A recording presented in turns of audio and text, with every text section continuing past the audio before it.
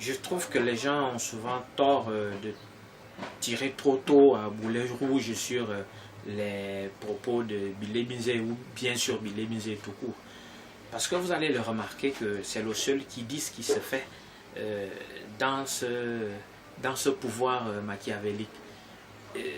Depuis qu'il est là, que cela soit le porte-parole de la présidence, que cela soit le porte-parole du gouvernement, remarquez bien, vous pouvez tout refuter. Vous pouvez assassiner l'homme. Vous pouvez lui traiter de tous les noms de mauvais oiseaux. Mais il est rare, sinon j'attends la preuve du contraire, que ce monsieur-là dise ce que le pouvoir imposteur ne va pas réaliser. Il a toujours dit ce que ce pouvoir-là va mettre en exécution à chaque fois. Même si cela ne plaît guère à qui que ce soit au Gabon, mais quand même c'est celui-là qui dit exactement ce qui se fait dans cette sphère. Pour dire que ces paroles, ces derniers propos, nous enseignent que lorsque l'on n'est pas élu par le peuple gabonais, on n'a pas le droit ou on perd totalement le droit de décider, de dire quoi que ce soit ou de faire quoi que ce soit pour ce peuple gabonais.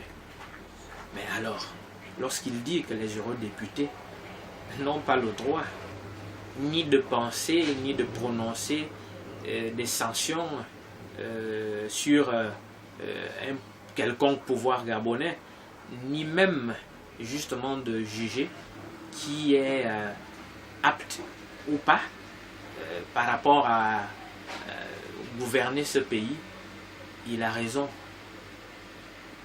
Appliquons maintenant l'analogie par rapport à leur position. Parce que figurez-vous, eux non plus n'ont pas été élus par le peuple gabonais. Nous revenons des élections présidentielles où le peuple gabonais a plutôt plébiscité M. Jean-Ping. Mais alors, dans ce cas, l'analogie s'applique. Comme leur chef actuel, monsieur le fils adoptif de l'ancien président de la République gabonaise, n'a pas été élu par les populations gabonaises. Donc tout ce qu'il fait ne concerne pas les Gabonais. Tout ce qu'il fait ne concerne pas le Gabon. Donc il perd totalement tous les droits sur le peuple gabonais. Il perd tous les droits sur le Gabon. Un point, un trait. C'est là qu'il faut suivre avec acuité les paroles de ce monsieur. Ça au moins, ils savent que dès lors qu'il n'y a que les élus du peuple gabonais qui ont toutes les facultés de gouverner, de prendre des décisions et si vous voulez, de traiter des affaires de ce pays, quelle que soit la nature, qu'ils foutent le camp de là, parce qu'ils n'ont pas été élus par les Gabonais.